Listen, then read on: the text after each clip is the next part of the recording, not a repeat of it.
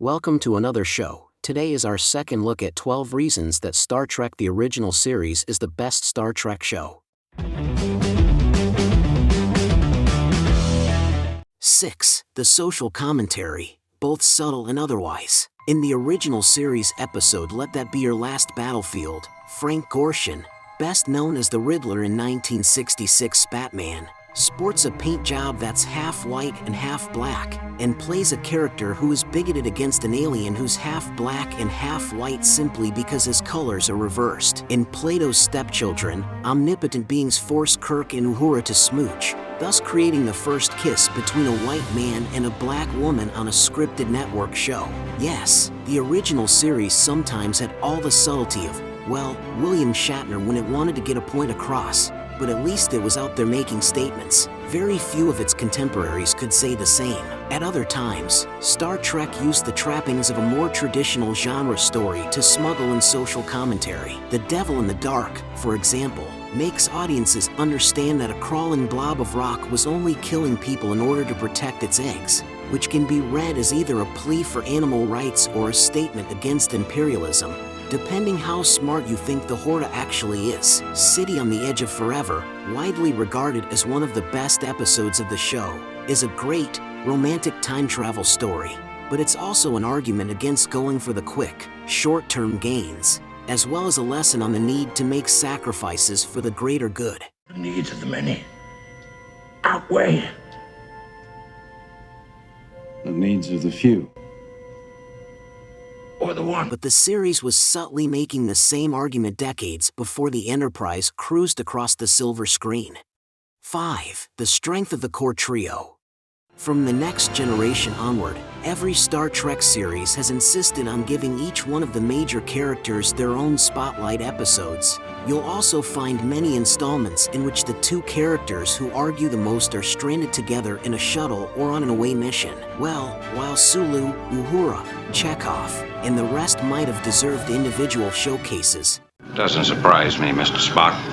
I can't imagine a mirage ever disturbing those mathematically perfect brain waves of yours. Nobody sat down at the screening room when we saw scenes and dailies and say, oh, wow, look how those two work and that one. Oh. But the fact of the matter was that it was there, and we were taking it for granted. The people behind Star Trek knew that the relationship between Kirk, Spock, and McCoy was the heart of the show, and the original series is the better for it. Sure, the trio might separate occasionally, but in the end the crew always works best as an ensemble. Perhaps the brevity of the show's run is to blame. Had Star Trek lasted for longer than 3 seasons, the writers might have ended up pitching more ideas that didn't revolve around the core 3. Still, think about your least favorite Star Trek episode from any of the series. Chances are that it's one that focuses on a character that you don't care about. 4. Even when it's bad, it's great. Come on, Bones, what's the mystery? His brain is gone. Ask fans of the original series what the worst episode of the show is, and they'll probably name Spock's brain, in which everyone's favorite Vulcan has his brain stolen, leaving him to wander around like a zombie. Or maybe they'll mention The Way to Eden, in which space hippies who refer to uncool people as Herbert convince Spock to jam with them on his Vulcan harp. Sure, these episodes are incredibly silly, but they're also fun as hell, both as bizarre examples of what NBC thought would be perceived as cool at the time and also because Shatner, Nimoy, and the rest of the cast fully commit to the material. When The Next Generation is bad, you get a Wesley episode. When Deep Space Nine is bad, it's probably an episode about Rom and his mother. But when the original series is bad, you get Shatner going full Shatner, Nimoy indulging his hippie impulses, and some super 60s weirdness. Despite the absurdity, or maybe, because of it, it rules. 3. It can be really creepy.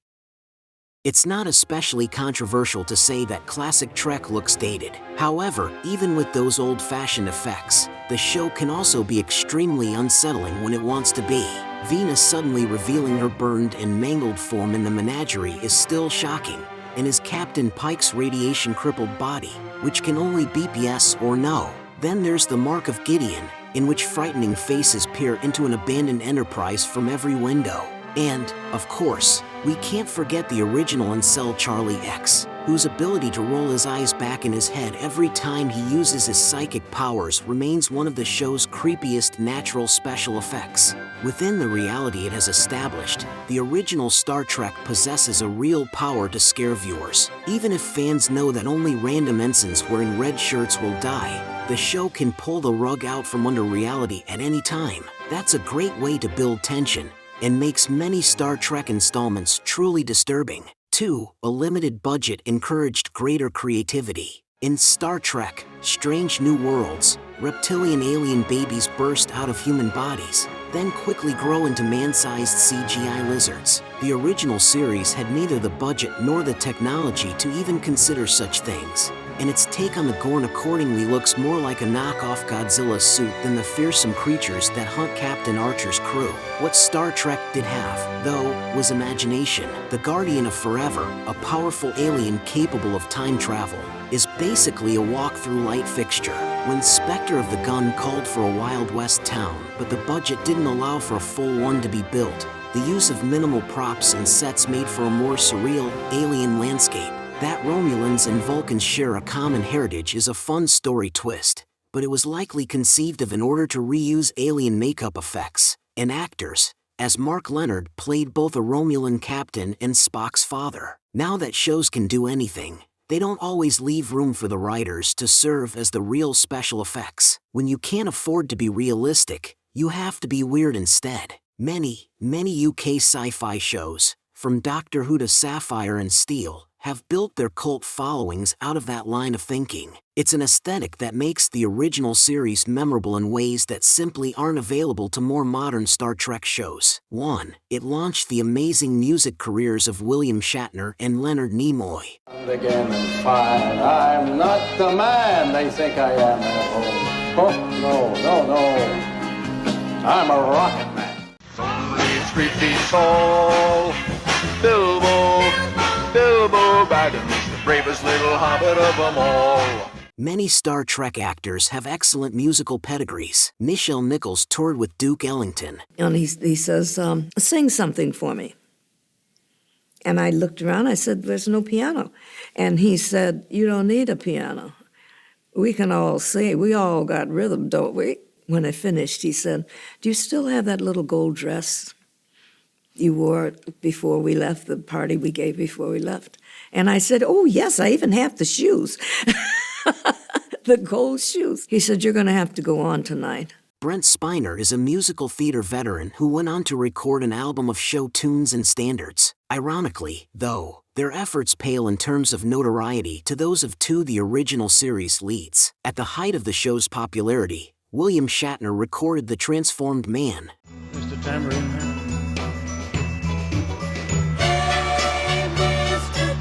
Tambourine Man! While his Shakespeare readings are fairly straightforward, Shatner screaming the lyrics to Mr. Tambourine Man in an inexplicable Irish accent is the stuff of pop culture legend. Same goes for his attempts to sound high while singing the Beatles' Lucy in the Sky with Diamonds. In 2004, Ben Folds produced Shatner's second album, Has Been. He's released a number of records since then, including the country album Why Not Me, the Christmas compilation Shatner Claus, and the space-themed Seeking Major Tom. By contrast, Leonard Nimoy actually tried to hit the right notes when he sang, but his cigarette-enhanced croak was not optimal for crooning. When he indulged his own fandom and recorded an ode to the Hobbit protagonist Bilbo Baggins, the results were even more ludicrous than Spock jamming with space hippies. Yet, somehow, we remember these laughable efforts better than Nichols' legitimate singing career. Sadly, no other Star Trek actor has dared to emulate Shatner's singing style in the years since. I'm too sexy for my shirt. Too sexy for my shirt.